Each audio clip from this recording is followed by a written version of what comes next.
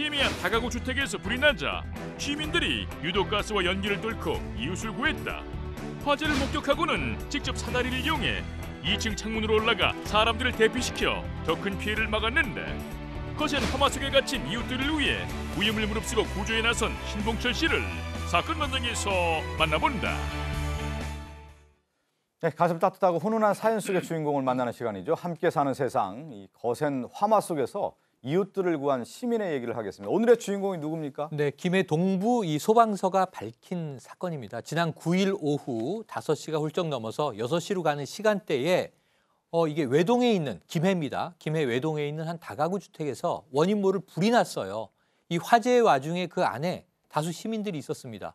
그런데 한치의 망설임도 없이 이 화마, 연기 속으로 뛰어든 2명의 시민이 있었습니다. 지금 화면에 보시는 저 사진인데요. 네. 한 분은 신봉철 씨, 또 한 분은 박명재 씨, 그리고 많은 시민들을 구해냈습니다. 네. 자, 이게 긴박했던 화재 당시 상황은 어땠는지 구조에 나섰던 시민 중 한 분인 신봉철 씨와 저희가 직접 전화를 해서 얘기를 들어봤는데 함께 듣고 오겠습니다. 마음이 먼저 갔고요.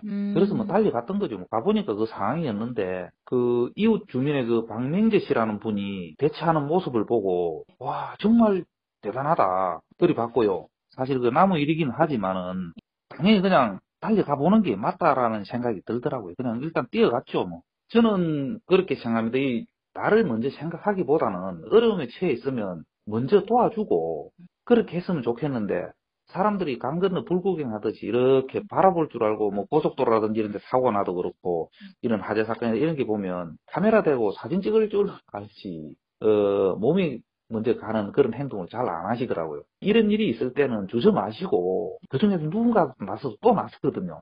좀 도와주고 그러면은 뭐 우리 사회가 따뜻하게 그렇게 되지 않겠어요?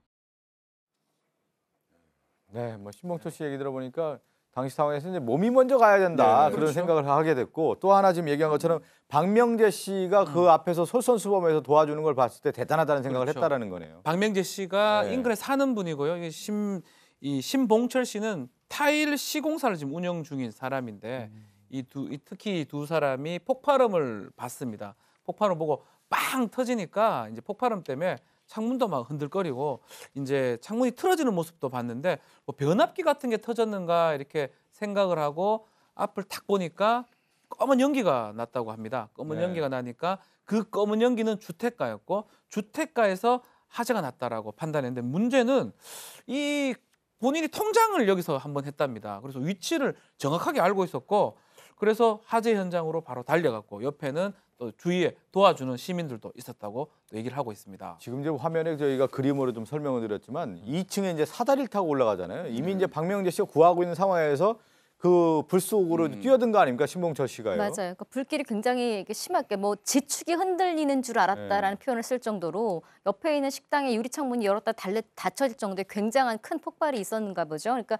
다들 뭐야 하는데 앞서 인터뷰에 나오지 않은 박명재 씨가 달려가는 걸 이제 본 거죠. 신봉철 씨가. 그리고 봤는데 이분이 그 사다리를 어디서 그 박명재 씨가 어디선가 사다리를 빌려와서 2층에 사다리를 놓고 올라가는 걸 본 거예요. 근데 주저하지 않고 자기가 본인도 같이 따라 올라가서 이제 이 화재 현장에서 이렇게 많은 시민들을 구할 수 있는 동참을 하게 된 거고 이분 입장은 뭐 자기는 여기 주민은 아닙니다만 타일 시공업을 아까 종사한다 그랬잖아요. 그래서 근데 그 일이 있었는가 보죠. 그래서 한 달에 한 10여일 정도 이 지역에서 머물 딱 그 당시였는데 본인도 이런 일을 하다 보니까 평소에 사다리 탈 일이 좀 많아서 겁이 나지는 않았다. 다만 주저없이 2층으로 올라가는 그분을 보고 나도 동참해야겠다는 생각을 이제 함께 했다라는 의견을 밝혔습니다. 저는 정말 이게 대단한 분이라는 생각이 드는 게 지금 2층 창문으로 올라가잖아요. 예. 1층 불났을 때는 뭐 이렇게 하는데 사실 이제 하나의 단계를 거쳐야 된단 말이에요. 사다리를 타고 올라가야 된다라는 것은 엄청난 용기죠. 그럼요. 네, 그래서 그 부분을 또 제작진이 물어봤어요. 네. 당시에 침경 같은 걸 물어봤더니 이렇게 말했습니다.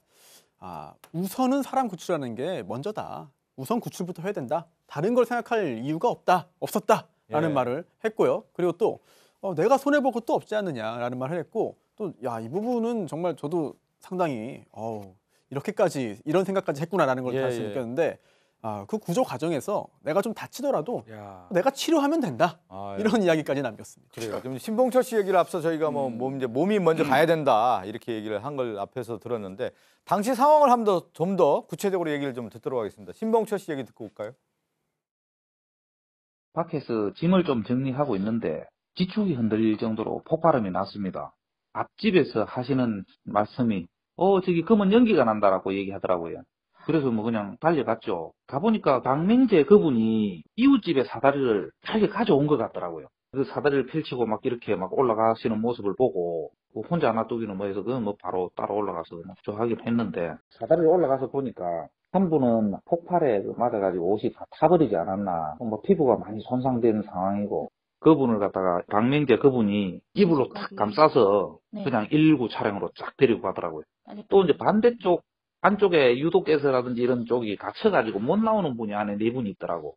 그래서 반대쪽 창문으로 가고 사다리를 이렇게 길게 펼쳐가지고 그래가지고 올라가서 그 분들을 안심시키는 뜻에서 다리 한 발 내미세요, 어깨 쪽으로 밟으세요, 그러고 사다리 밟으세요, 침착하게 이렇게 하니까 그거 따라 하더라고요. 지금처럼 그렇게 반복하면 됩니다. 이렇게 하니까 한 분 내려오고 2분 내려오고 이렇게 해서 다 나왔죠.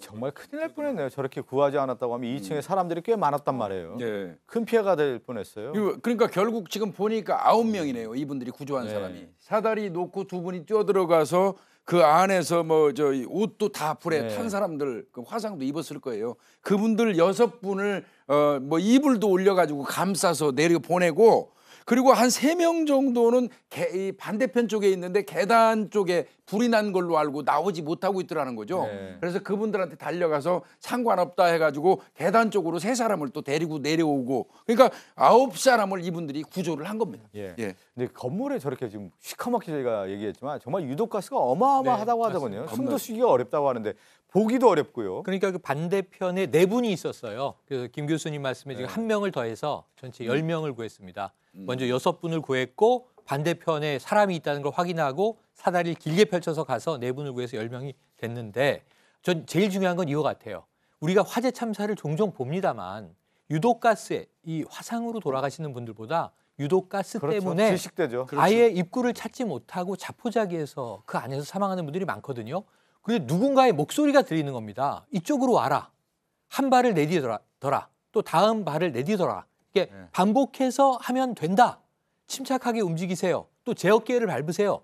그럼 이때 저는 무엇보다 누가 나를 돕고 있구나라는 확신 때문에 생애의지가 생기는 것 같아요. 그게 이분들이 한 가장 위대한 일인 것 같습니다. 네, 정말 그 화면에 긴박했던 상황을 설명하면서 그 또 박명재 씨, 또 신봉철 씨가 저런 긴급한 상황에서 자신들이 몸을 던져서 구했기 때문에 많은 생명 10명을 이제 구조할 수가 있었는데 이 박명재 씨의 구조 능력이 저는 대단하다는 생각이 좀 들었더니 알고 봤더니 예. 소방관과 깊은 관련이 있는 분이라고 해요. 신봉철 씨가 그랬잖아요. 네. 박명재 씨가 기가 막히게 착착착한다고 네. 그 이유를 알고 봤더니요. 박명재 씨의 2 자녀가 아들하고 딸이 다 소방관이에요. 그러니까 소방 가족입니다. 자, 아들은 박동우입니다. 박동우. 예. 이 박동우 소방관 같은 경우는 김해 진내 소방서에서 근무하고 있다고 그러고요.